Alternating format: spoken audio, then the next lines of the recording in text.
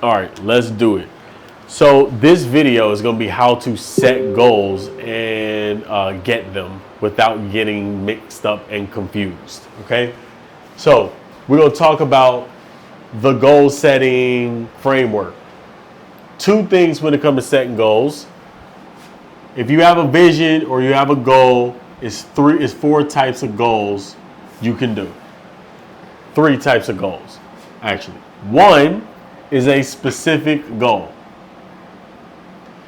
If you are going to be specific on a goal, understand this. You don't allow for the universal intelligence to bring you the best feeling and the best manifestation. The universe has more information about what you would most like, about your taste, about what you need, about what you really want, about every single detail about you that you don't even recognize about yourself, and is capable of fulfilling the needs of that person. If you get very, very specific, you're gonna leave out things about yourself that you don't even know you want. That's the challenge with a specific goal. But it's times when you should use a specific goal, like when you have a physical item you want, because you have to get the feeling that it's yours already. You can't do that without specifics. So it needs to be distinctly yours. You got to make it feel like that inside. So that's specific. This is the lowest level goal. You do not want to do this if you don't have to. The next type of goal is a general goal. A general goal will have the emotions and feelings and descriptions of generally how you would feel if you were to have this thing. For example, I would feel so much more successful than I do right now. I would just feel successful. I would feel like I'm contributing, like I'm loving what I do. I'm immersed in what I do. I'm contributing to people. I'm doing what God wants me to do. And my heart is full and overflowing. I feel like a man and I feel certainty and confidence. I feel good. I feel like we make a lot of money and we deserve it. And we get to spend time with our families and travel. That's what it would feel like. So whatever it is, you should be able to explain it like that. So I'm explaining my general experience. Best type of goal, because this is what your goal is anyways, is a feeling goal. You want to feel a certain way, and that's the only reason you're even setting these. So if you can identify this, you can identify your real goal, and you'll get everything you want if you can focus your attention on that. So that's the first thing to go over. All right, rewind that multiple times and go over that yourself. All right. Thank you. Go over that a few different times. Now, we're going to talk about vision versus goals versus objectives versus actions. Okay. This is what happens to people all the time. This is called a vision. It's your North Star. It's the biggest thing you can think of. This should take 100 years for you to accomplish. 100 years to 100 lifetimes. Let's just use those metrics. I'm trying to give you an idea about the size of this vision. How much size it should be. It should be absolutely humongous to the point where you can't even imagine how it would ever happen. This is totally a fantasy. You get totally fanatical on a vision. This is a vision. A vision is not an aim. It's a vision. Under the vision, you want to have an aim. It has to be clear and definite. But you want an aim that corresponds. We learned the law of correspondence. They have to be a match together. They have to correlate. They have to go together. So this aim has to go with the big vision. It has to fit into that. In order for it to have the power and energy of the vision, it has to fit into that. So you create an aim. The aim can sound like we want $10,000 in our business within the next 4 months. Aim can be, I want to sign on one major client within the next 6 months. An aim can be, I want to feel good in my body within the next 3 months.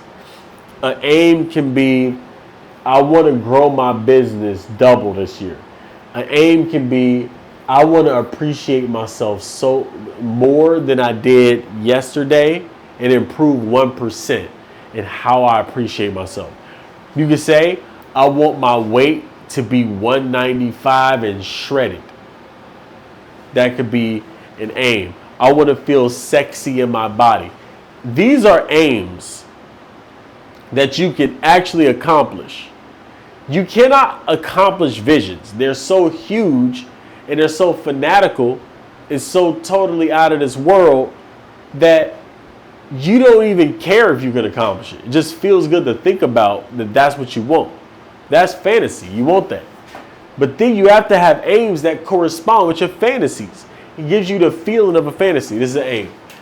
After the aim, this aim, by the way, is anywhere between 3 and 5 years.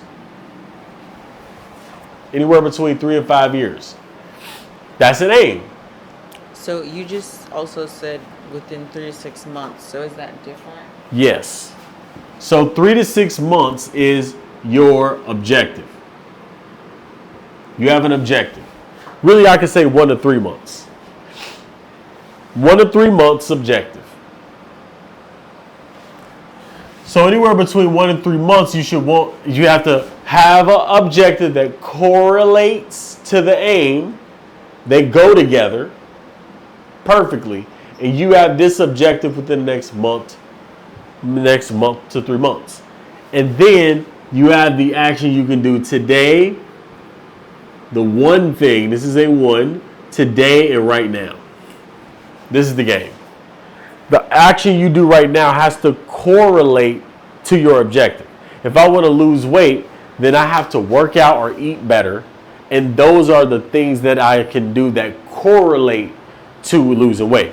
See, this is what people do. They say, I want to lose weight, so I'm going to read a book. Okay, those do not correlate. Do you see? That's what people do. So then they never lose weight because they're not doing the action that correlates with their objective. That is the reason they don't get what they want. This is why you need this so you don't go into fantasy land. If you don't do something today, for instance, my goal is to contribute to 365 at the deepest level and grow this organization to double by the end of next year. We want to double what we did this year by the end of next year. We already got visions and numbers in our head about what that looks like. And already pictures have come in that could be potentially what gets us there.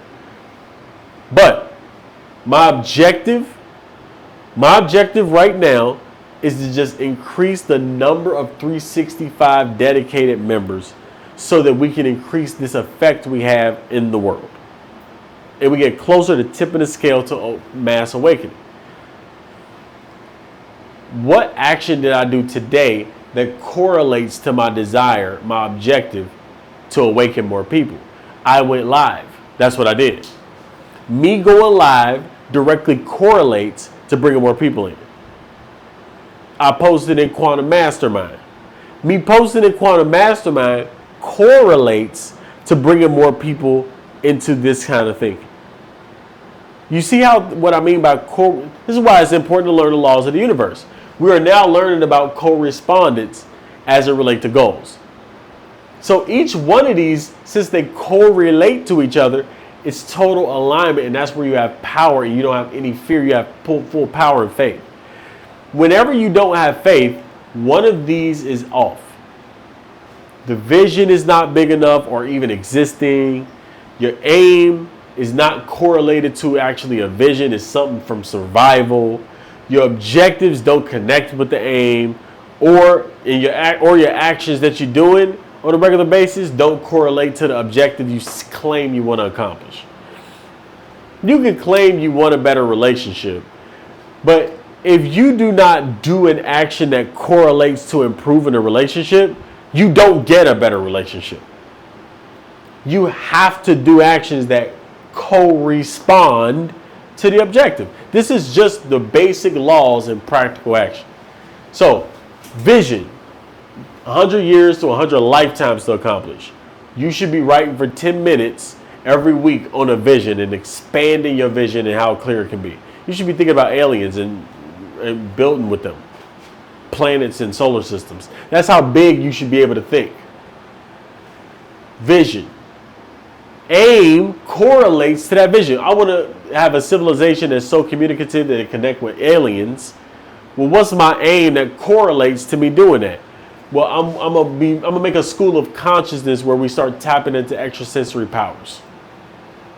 We tap into psychic powers, mental powers, energetic powers, and we start studying the unknown. All right, well, that does correlate to that. All right, well, what's the objective? Our objective is to see if we can clear our mind of all negative thoughts or get our brain frequency to a certain frequency and maintain it. We want to see how stable. We want to see if we can affect the vibration of the vibrational effect of my city or my community, and see if we can get some people out of trouble with this. That can be an objective. But the objective that correlates to the aim would have to be, let's teach 5 kids or an after school program about higher level consciousness. All right, now that would be an objective, to get a group of 10 kids together to teach them this, or a group of 10 people together to teach a mastermind on this. That would directly correlate to that aim. And then the action you can do, create a group on Telegram or Facebook or school app that correlates to my objective so people can come in. You just did an action that correlates. This is how you think in your day. This is the way you can think about a single thing that you can do, as well as stay inspired. It should all correlate. What I do most of my day unconsciously is I'm unconsciously aligning my vision with my aim, with my objective, with my actions. I'm always doing it. If you ever wonder, if you see me sitting off somewhere and I'm looking like I'm in my own world, I am in my own world. What I'm doing is I'm aligning my mind with these aims. I'm like, what is our aim? If I can feel that the aim is off even a little bit, I'm like, no, we need to change something. Don't do that. I'm always changing something because I feel it's off. All right, we got to get this back on track. What is it? What's the new? What's the update on the aim? Okay, what do we really want there? What's the update on the objective? What are we doing? What are we aiming for? Now we're thinking, okay, event. In February, that's our objective. February, bring a small group of high-level conscious people into an incredible experience in the Smoky Mountains. That's our objective. 1 of 3, now that's more 6. It's like, you can fluctuate. But that's our 6-month goal. We got a clear vision on that. That's our objective. Now, what our actions are is, what she did was, Alicia looked up chalets and looked up places. Does that action correlate to us booking? Yes. We talked to an event planner. Does that correlate to us having that meeting? Yes. We got a person in our group who's a lion, and we talked to her. Does that correlate to us organizing it? Yes. We started talking about pricing. Does that correlate to us booking it? Yes. We talked about dates. Does that correlate to us booking it? Yes. You see how all of these actions correlate? That's how you know you're being productive or not. Look at your actions and say, did they correlate? If it didn't, how many actions did I take that didn't correlate to my objective? How many thoughts did I think that didn't correlate to my objective today? How many emotions did I entertain that did not correlate to my objective? Or I didn't use toward my objective? You do an audit on yourself on that, you will find out what you're doing. This is the levels of goal setting. So that's pretty much it.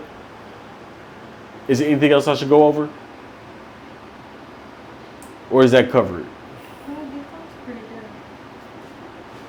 That's it.